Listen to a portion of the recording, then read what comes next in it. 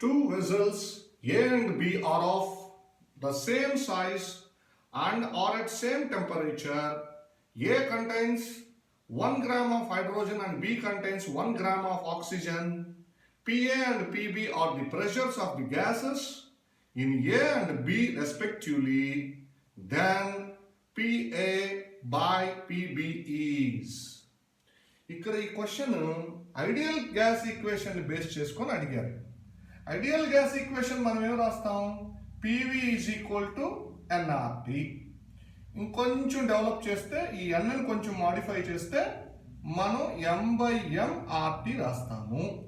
ఇందులో పి అంటే ప్రెషరు, వి అంటే volume, mass, molecular weight, universal gas constant, ఈ టీ అంటే అబ్సల్యూట్ టెంపరేచర్.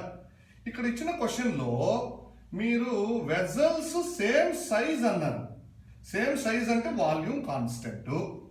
తర్వాత సేమ్ టెంపరేచర్ అన్నారు, ఈ టీ కాన్స్టెంట్, ఇది ఎలాగో కాన్స్టెంట్.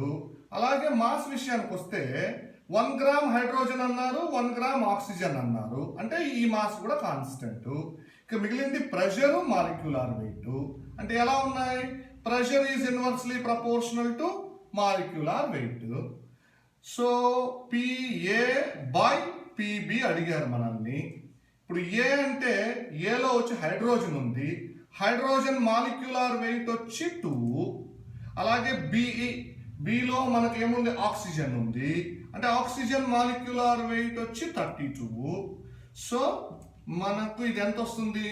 16:1 వచ్చింది. అంటే ఆన్సర్ 16. అంటే ఫస్ట్ ఆప్షన్ ని పిక్ చేయండి.